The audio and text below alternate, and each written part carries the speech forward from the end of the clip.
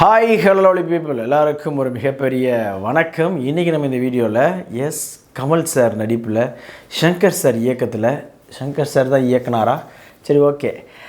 வெளிவந்திருக்கிற அனிருத் அவருடைய இசையில் வெளிவந்திருக்கிற இந்தியன் 2 படத்தோட ரிவ்யூவை தான் பார்க்க போகிறோம். இந்தியன் 1 அதை நம்ம அப்படியே விட்டுறலாம் மக்களே, சரிங்களா? ஏன்னா அதெல்லாம் ஒரு கிளாசிக். அது ஒன் டைம் மேஜிக், அதெல்லாம் திருப்பி ரிப்பீட் பண்ணக்கூடாதுரா அப்படின்னு சொன்னாலும் இங்கே யாரும் கேட்குற பாடு இல்லை. சரி, ஓகே. இந்தியன் 2 எப்படி இருக்குது அப்படின்னா, ஃபர்ஸ்ட் ஆஃப் ஆல் இந்தியன் 2 அந்த கோர் பிளாட்னு ஒன்று இருக்குல்ல, அதை கண்டிப்பாக நம்ம பாராட்டி ஆகணும். அதாவது இப்போது லஞ்சம், ஊழல், கரப்ஷன், அவன் சரியில்லை இவன் சரியில்லை அப்படின்னு சொல்லி மற்றவங்க மேலே குற்றஞ்சாட்டி அதுக்காக போராட்டம் நடத்துகிறவங்க இருக்காங்க இல்லையா, அவங்கக்கிட்டேயே அந்த இஷ்யூ, அதாவது அவங்க வீட்டில் உள்ளவங்களே அந்த மாதிரியான ஊழல், லஞ்சம், லாவண்யம் இந்த மாதிரியான விஷயங்களில் இருந்தாங்க அப்படின்னு சொன்னால் அதுக்கு எப்படி இங்கே மக்கள் ரியாக்ட் பண்ணுறாங்க, அந்த மக்கள் அதுவும் குறிப்பாக அந்த லஞ்சத்துக்கு எதிராக போராடக்கூடிய அவங்க எப்படி ரியாக்ட் பண்ணுறாங்க அப்படின்ற அந்த கண்டென்ட்டை எடுத்துக்கிட்ட விதம் அப்படின்னு வேணால் சொல்லலாம். எடுத்த விதம்னு சொல்ல மாட்டேன். ஏன்னா சங்கர் சார் படம் அப்படின்னு சொன்னால் ஒரு மினிமம் கேரண்டிங்க. அது படம் பெரிய பிளாக் பஸ்டராகவும் பயங்கரமாக கல்லா கட்டும், அதெல்லாம் செகண்டரி. பட் ஏதோ ஒன்று உள்ளே இருக்கும்பா அப்படின்ற ஒரு தாட் எல்லாருக்குமே கொடுத்துருவார் சங்கர் சார். ஆனால் இந்த படத்தில் நாம் எதை எடுத்துகிட்டு வெளியே வர்றது அப்படின்ற மாதிரி தான் இருக்குது. எப்பா தயவுசெய்து இது வேணாம்ப்பா, எதுவுமே வேணாம் எனக்கு அப்படின்ற மாதிரி தான் இருக்குது. ஃபர்ஸ்ட் ஆஃப் ஆல் ஸ்டார்டிங்லேருந்து சொல்கிறேன். கமல் சார் லுக்கு ட்ரெய்லர் பார்த்தோன்னே நான்லாம் டோட்டல் அப்செட். ஏன்னா இந்தியன் அந்த காலகட்டத்தில் 96லேயே பார்த்திங்கன்னா அந்த லுக்கு அப்படியே அந்த தாத்தா லுக்கெலாம் மிரட்டி விட்டுருப்பாப்புல. அதில் அவருடைய மூமெண்ட்ஸ், பாடி மூமெண்ட்ஸ் கூட பயங்கரமாக கனெக்ட் பண்ணியிருப்பார். அந்த பாடி லாங்குவேஜ் அப்படின்றதே பயங்கரமாக நம்மளோட இன்ட்ராக்ட் பண்ணுற மாதிரி இருக்கும் இந்தியன் 1ல். இதுக்கு கம்பேர் பண்ணக்கூடாது தான், பட் இருந்தாலும் சொல்கிறேன். இந்தியன் 2 பொறுத்த வரைக்கும் டோட்டலாகவே அந்த மேக்கப்பாக இருக்கட்டும், கமல் சாருடைய இதாக இருக்கட்டும், எதுவுமே அந்த ஒரு கம்பீரமே கிடைக்கலைங்க. அந்த சேனாபதி அப்படின்னு சொன்னால் ஒரு கம்பீரம் உண்டுங்க, அந்த கம்பீரம் இந்த இதில் கிடைக்கவே இல்லை. விதவிதமாக கெட்டப் போட்டிருக்காரு. அது ஓகே, அவருக்கு பிடிக்கும், அதனால் போடுறாரு, சரி ஓகே. பட் அதுக்காக சுத்தமாக செட் ஆகாத மாதிரியா மேக்கப் போடுவாங்க அப்படின்ற மாதிரி தான் எனக்கு இருக்குது. அதுவும் அந்த பேர் பாடி ஃபைட்டு, ஐயோ ஏன் இப்படி கொடுமைப்படுத்துகிறாங்க அப்படின்றது ரொம்ப ஆச்சரியமாக இருந்தது. அப்புறமா சித்தார்த், பிரியா பவானி சங்கர், அப்புறமா நம்ம ஜெகன், அப்புறம் இன்னொருத்தர் அவரும் நல்லா நடிப்பார். உண்மையிலேயே எனக்கு பேர் தெரில. இவங்க 4 பேர் கொண்ட குழு. இந்த குழு பார்த்திங்கன்னா, அதாவது நாட்டில் எதுவுமே கெட்டது நடக்கக்கூடாது அப்படின்னு நினைக்கக்கூடிய ஒரு குழு. ஆனால் அது அவங்க வீட்டுக்குள்ளே நடந்துச்சு அப்படின்னு சொன்னால் அவங்க பயங்கரமாக எப்படி ரியாக்ட் பண்ணுறாங்க அப்படின்ற மாதிரி ஒரு விஷயம் பண்ணியிருப்பாங்க. உண்மையிலே ஒரு சில இடங்களில் இவங்களுடைய பெர்ஃபார்மன்ஸ், அதுவும் குறிப்பாக சித்தார்த்தோருடைய பெர்ஃபார்மன்ஸ் நல்லாவே இருந்தது. பட் பல இடங்களில் அடே நடிக்காதடா, போதுண்டா, எனக்கு முடியலடா அப்படின்ற மாதிரி கொஞ்சம் ஓவர் ஆக்ட் பண்ண மாதிரி எனக்கு பர்சனலாக ஃபீல் ஆச்சு. ஒருவேளை அதுதான் ஆக்டிங் அப்படின்னு நினச்சிட்டு அவர் இருக்கார் அப்படின்றது தெரில. பட் ஒரு சில இடங்களில் ரொம்ப டூ மச்சாக இருந்தது, சைக்கிளை அப்படின்னு சொல்லலாம். அடுத்ததாக பார்த்திங்கன்னா பிரியா பவானி சங்கர் பெருசாக அவங்களுக்கு கதையில் அப்படியே அந்த மாதிரிலாம் இல்லை. அவங்களோட பெர்ஃபார்மன்ஸ் ஓரியன்டாகவும் இதில் அவங்களுக்கு சீன்ஸ் இல்லை அப்படின்னு தான் சொல்லணும். அப்புறமா டெக்னிக்கல் சைடுக்கு வருவோம் மக்களே. அதுக்கப்புறமா நம்ம சங்கர் சார் கிட்ட வருவோம். கேமரா ஒர்க் சூப்பராக இருக்குது, ஃபென்டாஸ்டிக். Editing super. அவங்க என்ன எடுத்து கொடுத்தாங்களோ அதை எப்படி என்ன ஆர்டரில் அரேஞ்ச் பண்ணுமோ அதை சிறப்பாக வெட்டி ஒட்டி பண்ணியிருக்கிறாங்க. அதுக்கு ஒரு வாழ்த்துக்கள். மற்றபடி இந்த ஆர்ட் டிபார்ட்மெண்ட், அப்புறமா விஎஃப்எக்ஸ் கூட ஓகே, இதில் நல்லா தான் இருந்தது. பெருசான இதில் விஎஃப்எக்ஸ்க்கு வேலை இல்லை. வழக்கமாக நம்ம சங்கர் சார் ஒரு சில விஷயங்களை சொல்கிறதுக்கு அந்த விஎஃப்எக்ஸ் சைடு போவார் இல்லையா, அந்த மாதிரி தான் இதுலேயும் பண்ணியிருக்கிறாங்க. பட் ஆர்ட் டிபார்ட்மெண்ட்லாம் பெருசாக ஒன்றுமே இல்லை. இதில் என்ன பெருசாக ஆஹா ஓஹோன்னு சொல்கிறதுக்குன்னு தெரியல, ஒன்றுமே கிடையாது அப்படின்றதான். எல்லாருமே டோட்டலாகவே பார்த்திங்கன்னா ஒரு மாதிரி லெத்தார்ஜிக்காக எதை நோக்கி இந்த கதை பயணிக்கிறது அப்படின்னு கேட்டிங்க அப்படின்னா எதை நோக்கியுமே பயணிக்கலப்பா, அப்படியே ஒரு இடத்துல தங்கிருச்சு குட்டை மாதிரி அப்படின்ற மாதிரி தான் நமக்கு பார்க்குறப்ப தோணுச்சு. அப்புறமா அனிருத் பின்னணி இசையாக இருக்கட்டும், பாடல்களாக இருக்கட்டும், உண்மையிலே சொல்கிறேன் 10 மார்க்குக்கு பார்த்திங்கன்னா ஒரு மார்க் கூட கொடுக்க முடியாது, அவ்வளவு ஒரு மோசமான ஒர்க் அப்படின்னு சொல்லலாம்.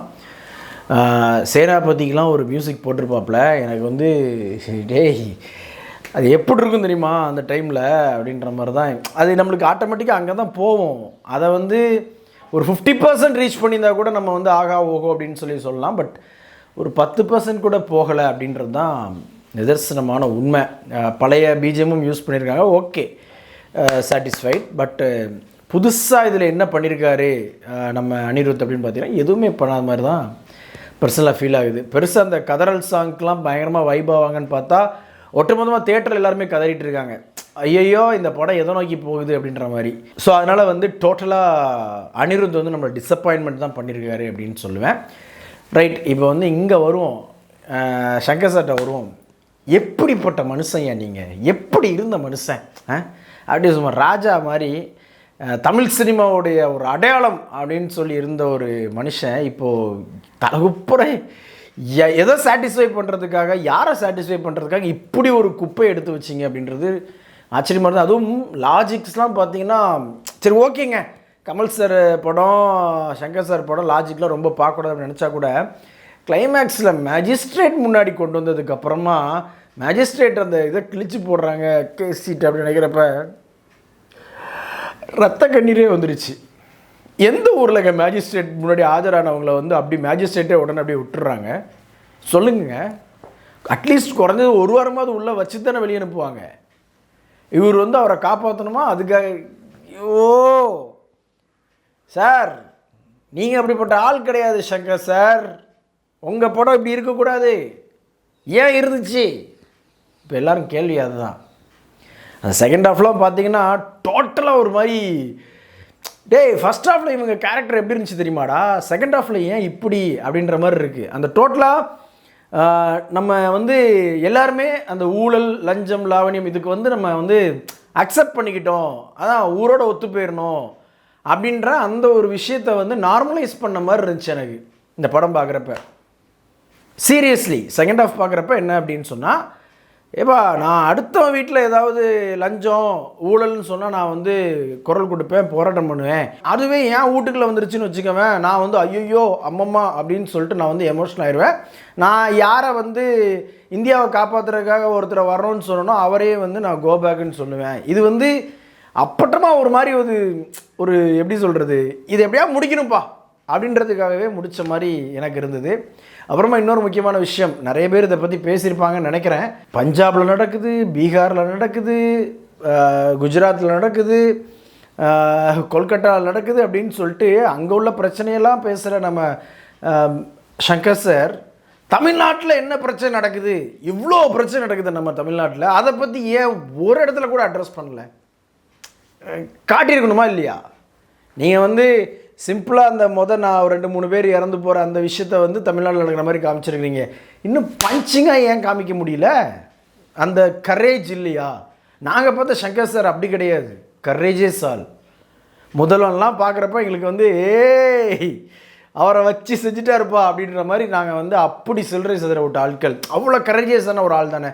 ஏன் இப்போ வந்து டோட்டலாக ஒரு ஒரு கரேஜே இல்லாமல், கரேஜ் என்னங்க, ஒரு ஒரு ஒரு சுதியே இல்லாத ஒரு படத்தை எடுத்து கொடுத்துருக்கீங்களே அப்படின்றது தான் ரொம்ப ஆதங்கமாக எனக்கு தோணுச்சு நிறைய இடத்துல. சரி ஓகே, ஃபஸ்ட் ஹாஃப் வந்து எனக்கு அந்த கேரக்டர் ஸ்டேஜிங் அப்படியே ஸ்டேஜ் செட் பண்ணுறாப்புல அப்படின்னு சொல்லிட்டு நம்ம வந்து இருந்தால் கூட, செகண்ட் ஹாஃப்லாம் வந்து பார்த்திங்கன்னா டோட்டலாகவே அப்படியே அவுட் அண்ட் அவுட்டு அந்த ஒரு கான்ட்ராஸ்ட்டாக ஒன்று பண்ணுறேன் அப்படின்னு சொல்லிட்டு ஒன்று பண்ண மாதிரி இருக்கும் இல்லையா, அந்த மாதிரி இருந்துச்சு. கரெக்டு, சொசைட்டிக்காக நீங்கள் ஒரு கருத்து சொல்ல தான் படம் பண்ணுறீங்க. ஆனால் அந்த சொசைட்டியே வந்து அதை நார்மலைஸ் பண்ண மாதிரி, அதை அக்செப்ட் பண்ணிக்கிட்ட மாதிரிலாம் காமிச்சிருக்கிறீங்க. எப்படிப்பட்ட கேரக்டர் சேனாபதி, அந்த கேரக்டரை கிளைமேக்ஸில் ஓட விட்டு கல்லை விட்டு அடிக்க விட்டு அந்த ஒரு பிம்பம் இருக்கும் இல்லையா. கண்டிப்பாக இந்தியன் தாத்தா சேனாபதி அப்படின்னு சொன்னால் ஒரு பிம்பம் எங்களுக்கு இருக்கும் இல்லையா, அது எல்லாத்தையுமே சுக்குநூறாக உடஞ்சிருச்சே. இதில் இருக்கக்கூடிய நீங்கள் வந்து இந்தியன் 3 கொண்டு போய் என்ன கதை, மறுபடியும் பழைய ஃப்ளாஷ்பேக் அப்படின்னு தானே சொல்ல போகிறீங்க? இல்லை, இப்போ ஆறுதல் அப்படின்னு சொல்கிறதுக்கு வந்து எதையுமே சொல்ல முடியாது. உண்மையிலேயே தோல் கிடச்சா நம்ம தான் ஆறுதல் தேடிக்கணும்னு நினைக்கிறேன். அந்த அளவுக்கு தன்னால் எவ்வளவு செய்ய முடியுமோ அவ்வளவும் செஞ்சு வச்சுருக்காரு. பட் இருந்தாலும் நான் சொல்கிறேன், ஃபஸ்ட் ஹாஃப் வந்து எனக்கு பெருசாக போர் அடிக்கல. இங்கே நிறைய பேர் சொன்ன மாதிரி வந்து ஃபஸ்ட் ஹாஃப்லேயே ஒன்றும் இல்லை அப்படின்னு சொல்லிட்டு இருக்கலாம், அதுலேயும் லாஜிக் மிஸ்ஸிங். பட் எனக்கு பெருசாக போர் அடிக்கல.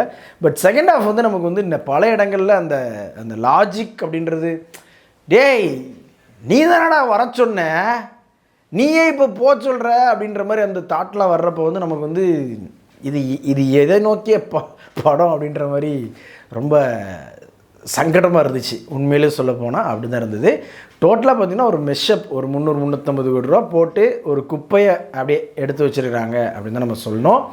ரொம்ப எலைட்டான குப்பை அதை நம்ம சொல்லணும். ஏன்னா அந்த குவாலிட்டி வழக்கமாக சங்கர் சாருடைய மேக்கிங் குவாலிட்டி இருக்கும் இல்லையா, அது கண்டிப்பாக இருக்குது. பட் ஸ்க்ரீன் ப்ளே மாதிரியான விஷயங்கள் முடியலை. இந்த படத்துக்கு நம்ம ரேட்டிங் பார்த்தீங்கன்னா கண்டிப்பாக 5க்கு 2.25 கொடுப்பேன். வீடியோ பிடிச்சிருந்துச்சுன்னா லைக் பண்ணுங்கள், ஷேர் பண்ணுங்கள். சேனல்ஸோட வீடியோஸை ஒன்று பார்க்கணும் அப்படின்னா உடனே நம்ம சேனலை சப்ஸ்கிரைப் பண்ணுங்கள். 0 டாலரன்ஸே தாங்க முடியல, இதில் அடுத்து வார் மோடாம். ஆண்டவா காப்பாற்று, அந்த ஆண்டவரும் காப்பாற்ற மாட்டேங்காரு.